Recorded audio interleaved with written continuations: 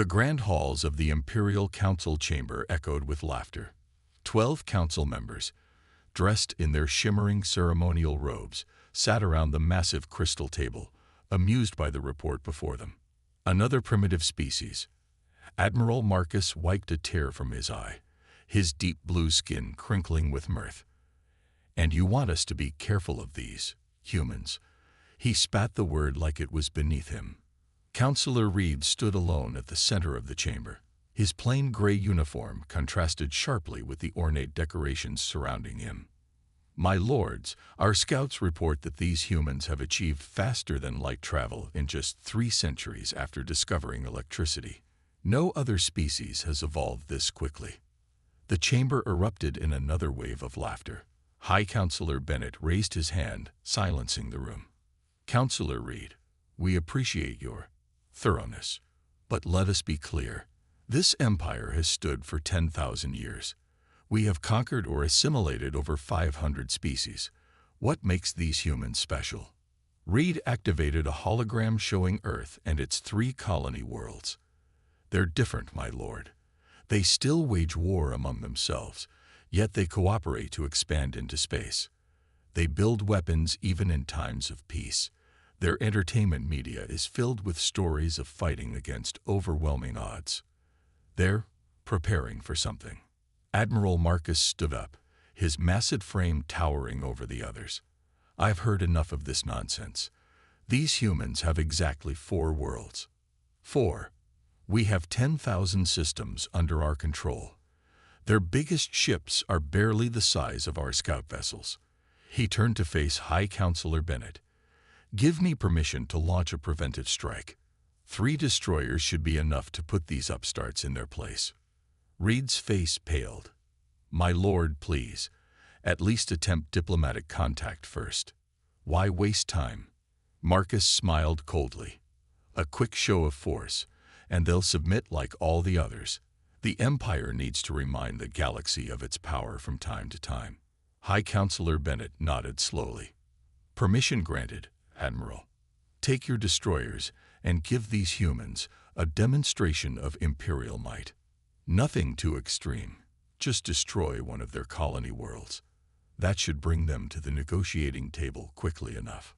Reed watched in horror as Marcus bowed and left the chamber, already barking orders into his communicator.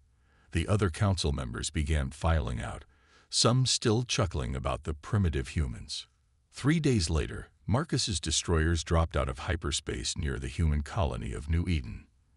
The Admiral smiled as he observed the small orbital stations and the city domes on the surface. Without warning, his ships opened fire. The human defenses crumbled within minutes. Orbital platforms exploded, raining debris onto the planet below. The city domes cracked, exposing the inhabitants to the thin atmosphere. Emergency broadcasts filled the Imperial communications channels as millions of humans fought for survival. But Marcus wasn't done. His ships jumped to the next colony, and then the next.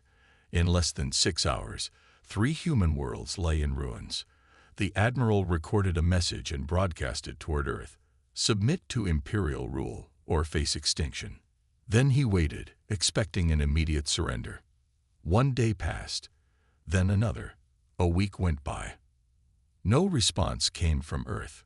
No pleas for mercy. No diplomatic initiatives. Nothing. After 2 weeks, Marcus reported back to the Council. "The humans have gone silent, my lords. All communications with their worlds have ceased. They're probably too shocked to respond. Give them time. They'll submit." Only Councillor Reed noticed something odd in the reports. Before going silent, Earth had broadcast a single message to its surviving colonies. It contained just 5 words. Remember, prepare, unite, survive, revenge. The Empire had made a grave mistake, but they wouldn't realize it until it was far too late. In the darkness of space, humanity began to change. Their forges grew silent only to be replaced by something far more terrifying. The Empire's casual cruelty had awakened a sleeping giant, and in their arrogance, they had missed all the warning signs.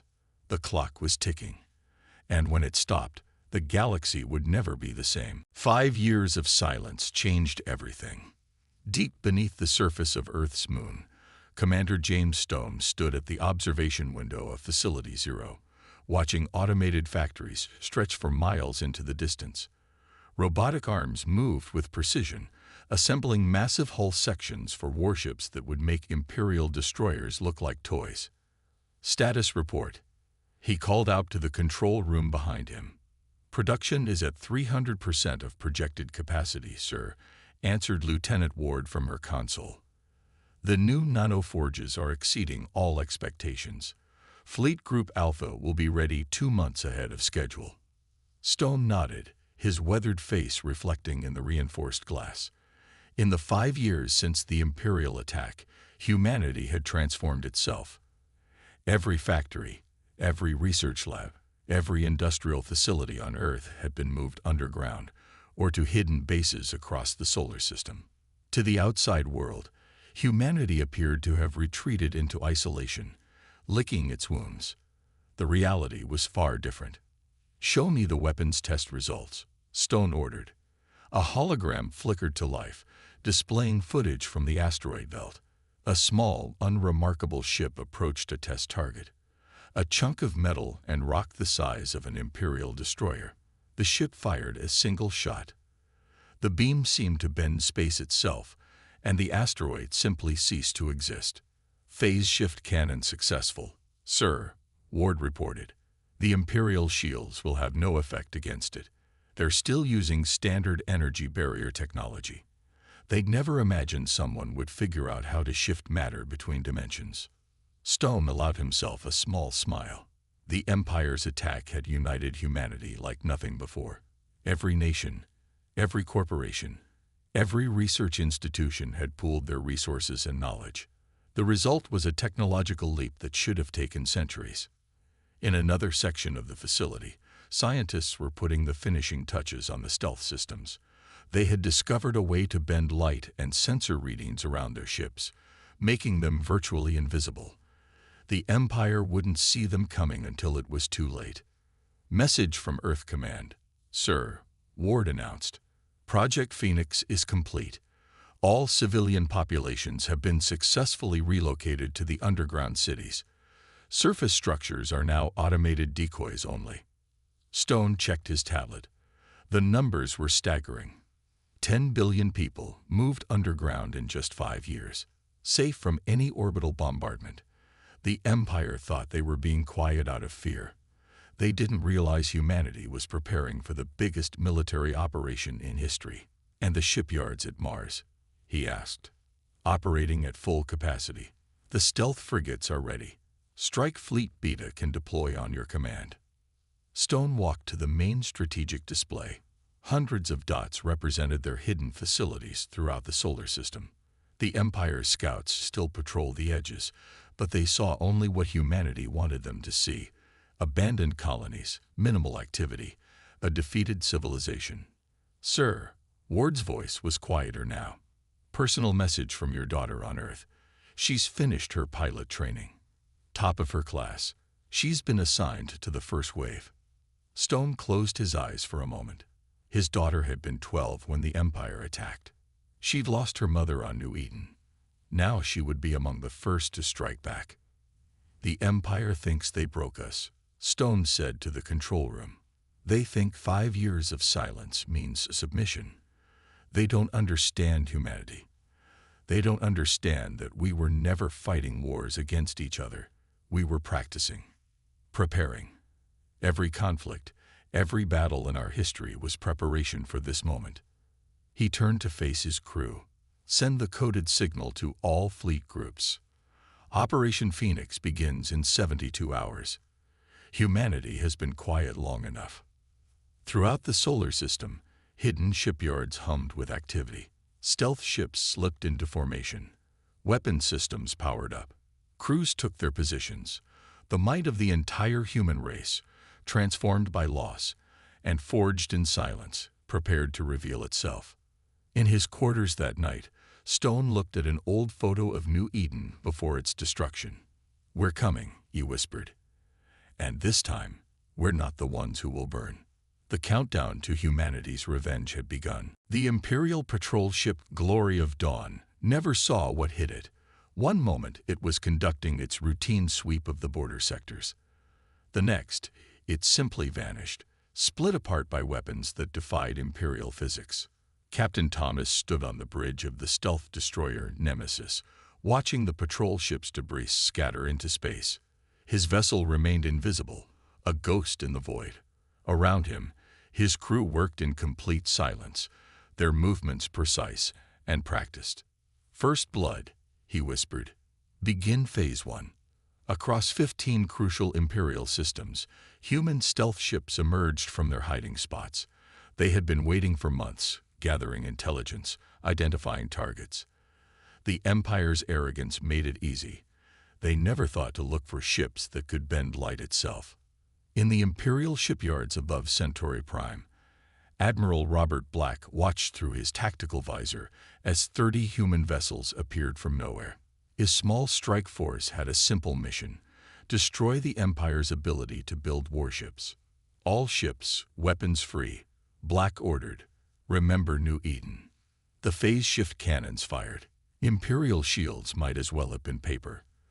The massive construction docks simply ceased to exist, their matter scattered across dimensions. 5 years of weapons development had created something the Empire had never imagined possible. On the Imperial core world of Nexus II, Commander Wilson's strike team hit their military command centers. The Empire's most advanced detection systems couldn't track the human ships. Their best weapons couldn't touch them. It wasn't a battle. It was a slaughter. "Sir," Wilson's tactical officer reported, "Imperial reinforcements arriving. 3 destroyer groups." Wilson didn't even blink. Show them what humanity has learned about warfare. The human ships moved like dancers, their maneuvers impossibly precise. Imperial targeting computers couldn't keep up. The destroyers fired blindly into space, their shots passing harmlessly through areas where human ships appeared to be. Then the phase shift cannons fired again. The Imperial destroyers didn't explode. They simply came apart, their atomic bonds severed by weapons that operated beyond normal spacetime. In the Rigel system, home to the Empire's largest fuel refineries, Captain Mary Parker led her squadron through their defensive grid. 5 years ago, she had been a high school teacher. Now she commanded weapons that could tear reality apart. "All targets marked," her XO reported. "Permission to fire." Parker thought of her students who had died on New Eden. "Permission granted. Burn it all." The refineries erupted in silent flame. The Empire had just lost 40% of its fuel production capability in less than 5 minutes. On Earth, Commander Stone watched the tactical display as reports flooded in. Every strike team was reporting success. The Empire's military infrastructure was being dismantled with surgical precision. "Sir," Lieutenant Ward called out, "Imperial communications are in chaos. They still can't detect our ships properly. They're firing blindly into space." Stone nodded. "Send the signal to begin Phase 2. Let's show them what else humanity has learned in 5 years." Across Imperial space, military bases went dark. Communication hubs fell silent. Shipyards burned. The Empire had spent 10,000 years building its military might, and humanity was taking it apart in hours. In his command bunker, Admiral Marcus of the Empire received increasingly desperate reports. His mighty fleet was being destroyed by an enemy they couldn't see or fight. His strategic reserves were gone. His backup plans were in ruins. "My lord," a junior officer rushed in, "we're detecting new signals. Massive hyperspace disturbances at the edge of our defense perimeter." Marcus felt a chill run down his spine. "What do you mean, massive?" "Sir, it's the main human fleet. These attacks, they were just the advance force." The Admiral slumped in his chair as the reality hit him. They had thought humanity would break when they destroyed their colonies. Instead, they had created something unprecedented. An entire civilization transformed into a weapon of war. And now that weapon was aimed at the heart of the Empire. The real battle was about to begin. The Imperial Palace shook with another explosion. High Counselor Bennett stumbled as he ran through the golden corridors, his ceremonial robes forgotten for simple combat gear. Behind him, Counselor Reed kept pace, clutching a datapad that displayed the growing catastrophe. 15 systems, Bennett shouted in disbelief.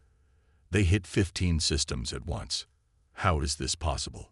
Before Reed could answer, every screen, hologram, and communication device in the palace flickered to life.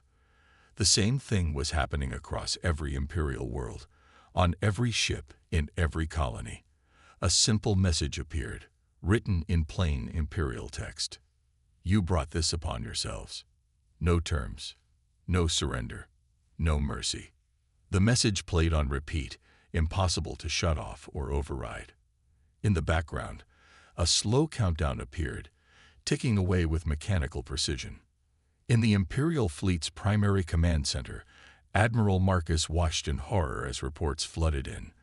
The humans had somehow developed weapons that ignored their strongest shields. Their stealth technology made them invisible until the moment they attacked, and they seemed to know the location of every critical military installation. Get me a channel to Earth, Marcus screamed at his communications officer. I'll negotiate. Sir, the officer's voice shook. We're detecting massive energy signatures at the edge of all our core systems. Something big is coming through hyperspace. In the streets of the Imperial capital, panic spread like wildfire. The supposedly inferior humans had just crushed their best defenses like they were nothing. Millions of citizens rushed to evacuation centers, though no one knew where would be safe. The Imperial Council gathered in their emergency bunker, watching tactical displays light up with new warnings. Counselor Reed stood before them again, but this time, no one was laughing. 5 years, Reed said quietly. We gave them 5 years to prepare, and we never once wondered why they were so quiet. They weren't cowering in fear. They were building this. He gestured at the screens showing the destruction of their military bases. What are their demands? Someone asked. Weren't you listening? Reed replied. No terms, no surrender, no mercy. They're not here to negotiate. They're here to end us.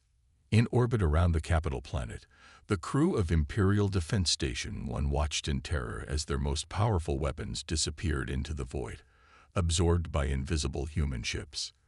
Their sensors couldn't lock onto anything, but they knew they were surrounded. The station commander opened a general frequency. Please, we have civilians aboard. A cold voice responded, like the civilians on New Eden, on Aurora Colony, on New Terra. Did you show them mercy, Commander? The human ships decloaked. They were beautiful in a terrifying way. Sleek, dark vessels that seemed to drink in the light. Their weapons looked almost organic, pulsing with strange energies that Imperial science couldn't explain. The countdown on every screen reached 0. Across Imperial space, massive hyperspace windows began to open. The main human fleet had arrived. The earlier attacks had just been the prelude. In the emergency bunker, the Imperial Council watched their worst nightmare unfold. The human ships just kept coming. Hundreds, then thousands, then tens of thousands. Each one larger and more powerful than anything the Empire had ever built. How? High Counselor Bennett whispered. How did they build so many? Reed looked at his former colleagues with pity. We forgot the most important lesson in history. Never push someone so far that they have nothing left to lose. We killed millions of their people. We thought they would break. Instead, we gave them a reason to unite, to transform, to become something far more terrible than we could imagine. The human fleet moved into position with mechanical precision. On every Imperial world, citizens looked up to see their skies filled with dark ships that promised judgment. Then, a new message appeared on every screen. The Empire taught us that mercy is weakness. Now we will teach the Empire what real strength looks like. Your time has ended.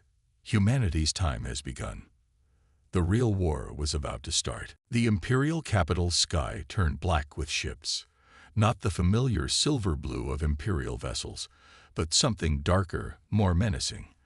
The human fleet stretched beyond sight, each ship a masterpiece of war. Admiral Lisa West stood on the bridge of the Earth's Vengeance, humanity's first super dreadnought.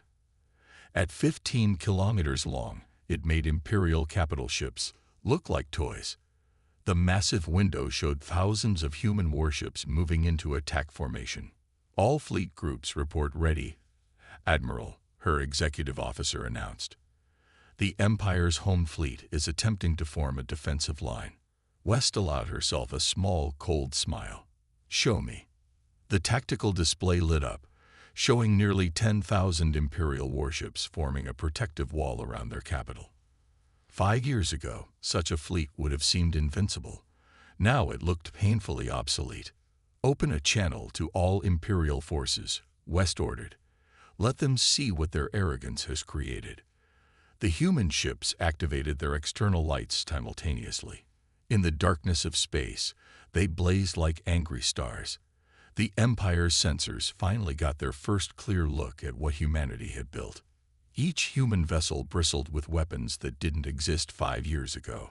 Their hulls were covered in strange, shifting patterns that seemed to swallow light itself. The smallest human frigate carried more firepower than an Imperial cruiser. Imperial vessels, West's voice echoed across every Imperial channel. You can't win this fight. Your shields can't stop our weapons. Your sensors can't track our ships.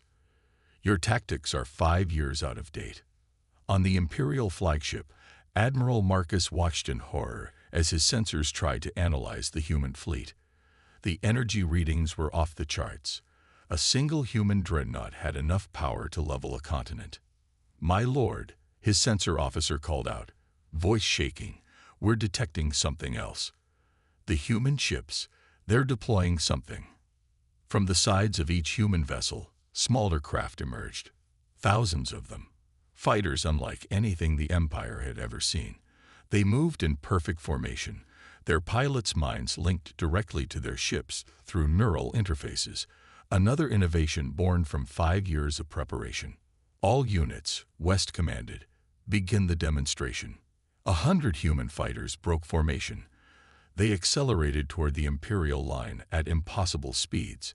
The Empire's best point defense systems fired, and hit nothing.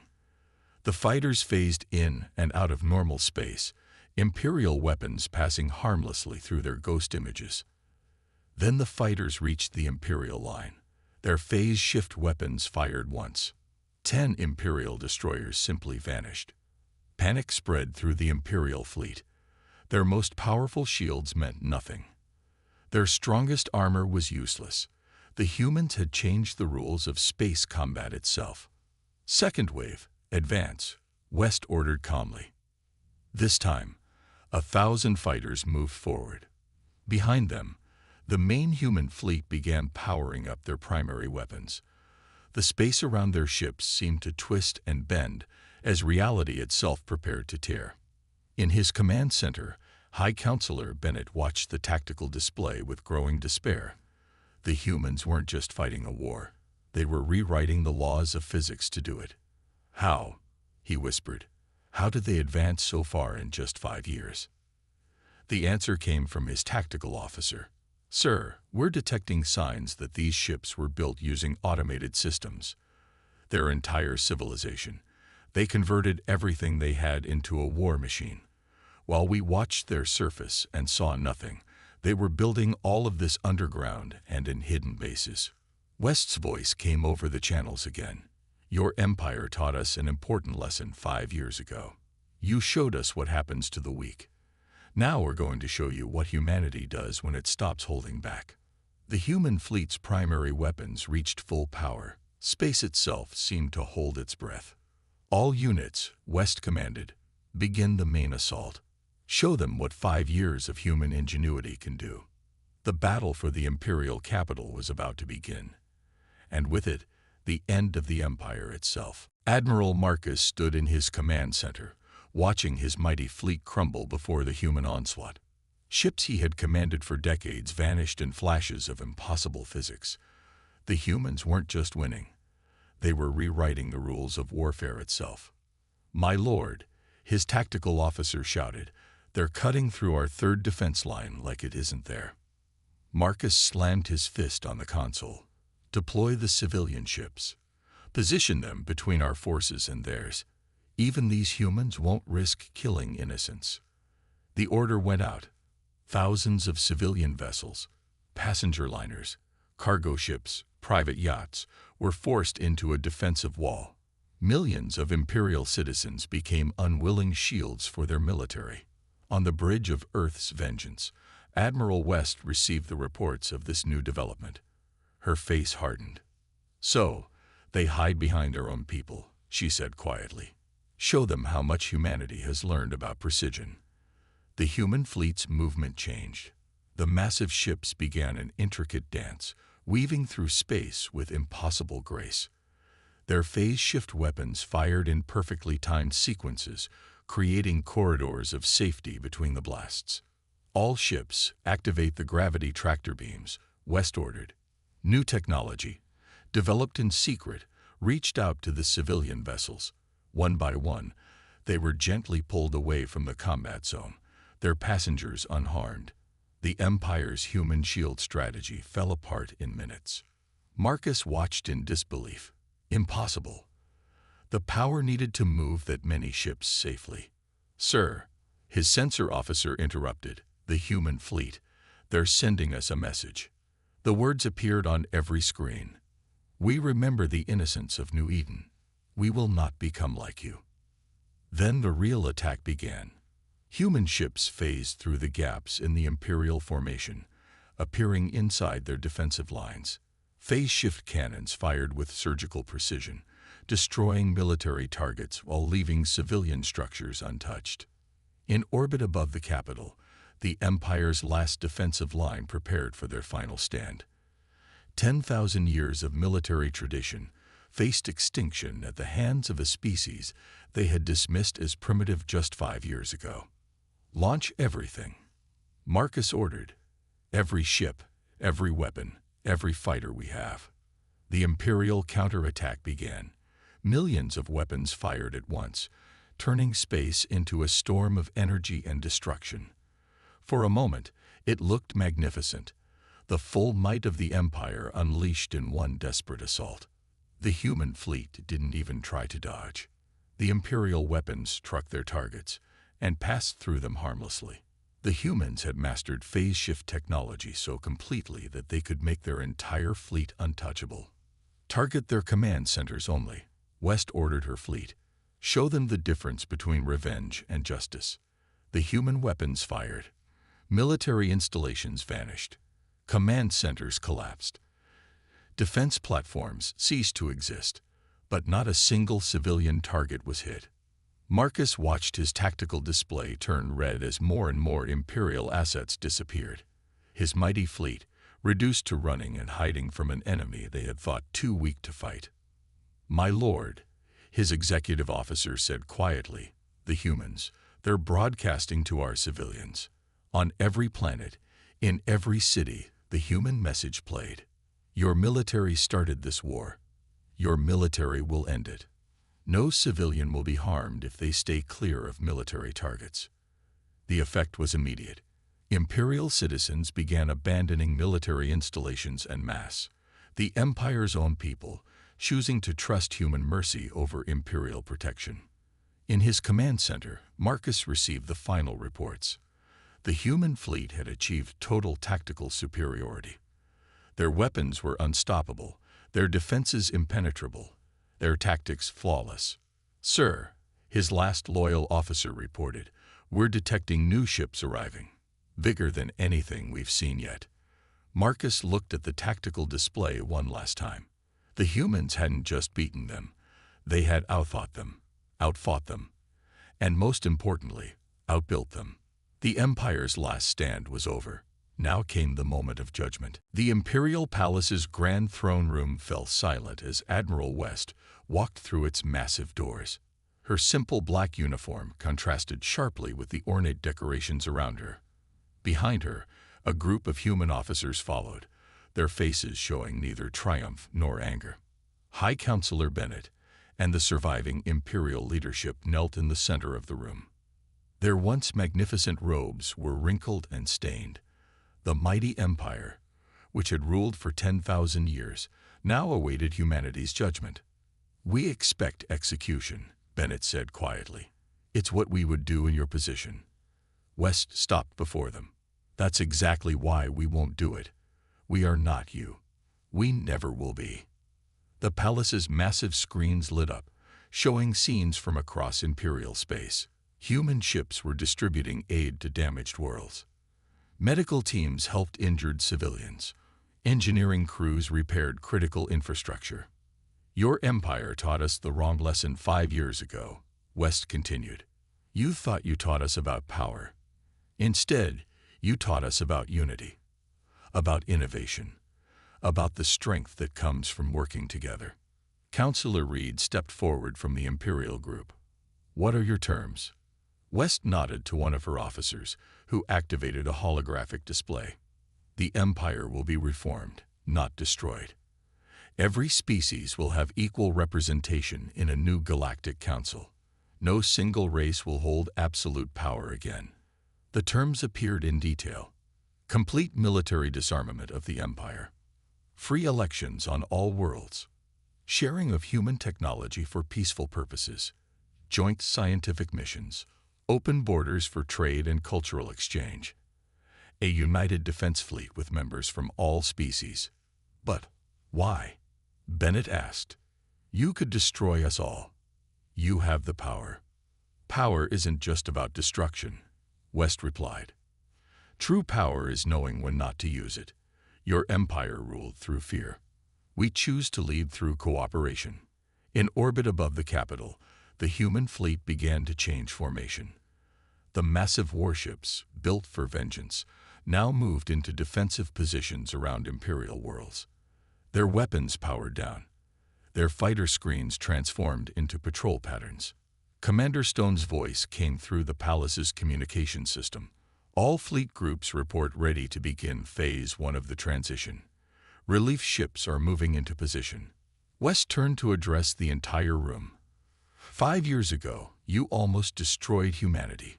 You expected us to break. Instead, we evolved. We transformed our entire civilization, not just for war, but for survival. Now we'll help transform yours." The screen showed more images, human engineers teaching Imperial scientists about phase shift technology, medical teams sharing advanced healing techniques, agricultural experts helping to rebuild devastated colonies. "The Empire as you knew it is over," West declared. "But your people don't have to suffer for their leaders' mistakes. Together, we can build something better." In cities across the Empire, citizens watched in amazement as human ships landed with supplies and aid. The species they had been taught to despise as primitive was showing them a new way forward. From the ruins of New Eden, now being rebuilt by joint human-Imperial construction teams, to the farthest reaches of Imperial space, a new order was taking shape. "One last thing," West said, facing the Imperial leaders. "The humans you murdered 5 years ago. We build a memorial for them today. Not as a reminder of vengeance, but as a lesson about the cost of arrogance and the price of war. Their sacrifice led us not to destruction, but to transformation." She gestured, and the palace doors opened again. Outside, citizens of both humanity and the Empire were already working together, clearing rubble, setting up aid stations, beginning the work of reconstruction. "This is humanity's real victory," West said. "Not that we defeated you, but that we chose to help you rise again, better than before." The sun set on the Imperial capital, marking the end of one era and the beginning of another. Humanity had come seeking vengeance, but chose to deliver something far more powerful: hope.